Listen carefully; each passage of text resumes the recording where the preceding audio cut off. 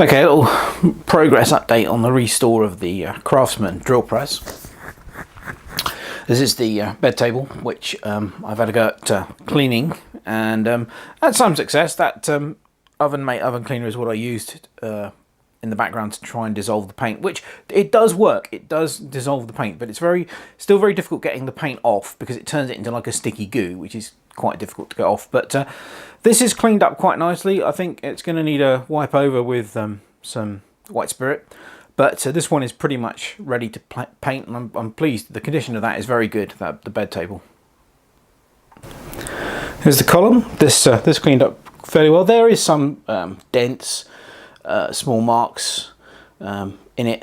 Not quite sure what caused that, but no, it's considering its age and the rest of it. It's actually in pretty good nick, and I'm not unhappy with the way that cleaned up. That's turned out really nicely. Here's the working table. This cleaned up quite nicely too. It's got some drill marks in it, but then considering its age again, I think the damage is relatively minimal, and it cleaned up really nicely. So this one again just needs a wipe over with white spirits, and that'll be ready for painting around the edges.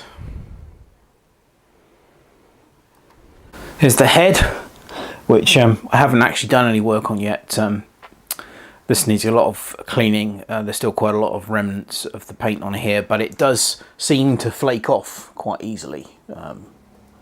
So I'm hoping that it won't be too difficult to clean the paint off of this. This is a fairly large casting, obviously. So there's quite a bit of work still to do on that before it's ready for its paint.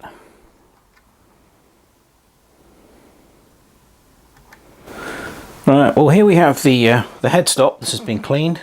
Again, it just needs wipe over, and that's pretty much ready for paint. This is the working table mount and quadrant, which allows you to rotate the table. That's been cleaned up and is ready for its paint. And then over here we have the motor mount, which I haven't touched yet. So you can kind of see the good example there, where you can see that's still got the original paint on it. These have had the paint removed. So that's going to be getting some attention next.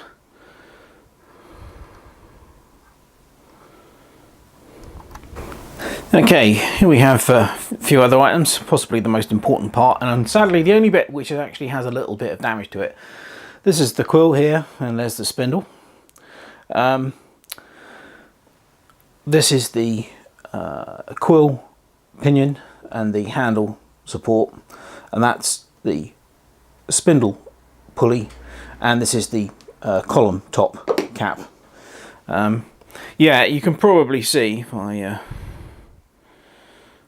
zoom in a little bit on it.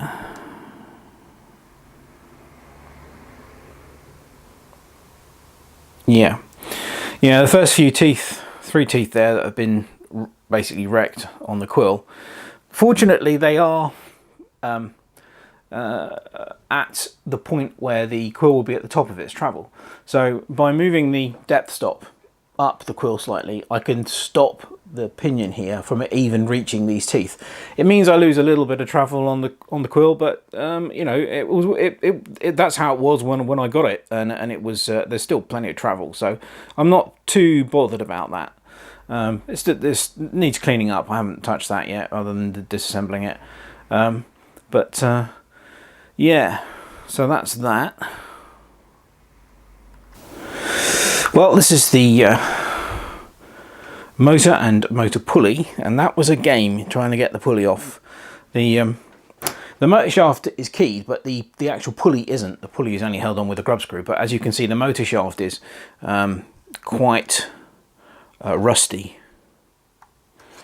Let's have a look at it. And basically the pulley was well rusted onto the shaft, so I soaked it all in plus gas overnight, and then gently supported the pulley so that I wasn't putting any force on the bearings, with the motor hanging, and then just tapped on the shaft, and eventually it came free. The motor seems to be fine, the bearings are on it, I seem to be absolutely fine.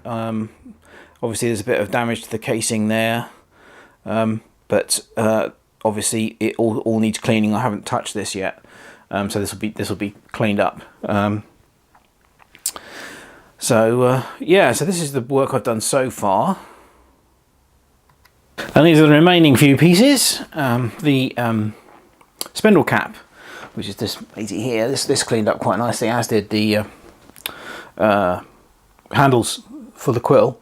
I haven't touched this is the spring, the quill spring basically. I haven't touched that yet, that still needs to be cleaned up. So does the depth stop and the balls for the ends of the handles. Now this is the head lock pin, and this was missing a handle. Basically the handle goes on here, so I've it all works. There's a bush that goes with this, and it actually, you know, locks the head in place. So I've made a machined up out of steel a cap for it, which goes over there, and I shall fit a roll pin in there, and then I'm going to use a bit of steel bar here, double steel bar, to make basically the handle. So there'll be a short handle coming out of there, and I happen to have one of my lathe knobs left over, which sort of matches the original knobs quite nicely, so that will go on the end of the handle. So so that's another job that's in the pipeline. But yeah, it's coming along. I've never really worked on anything this large before from a restoration point of view, and obviously I don't have a lot of room in my tiny little workshop, so it is taking time to do all of this. But hopefully it should look a damn sight better when it's finished than it did when it first arrived. Anyway, this is a quick update on the Craftsman Drill Press. I hope you enjoyed this, and thanks very much for watching. Cheers!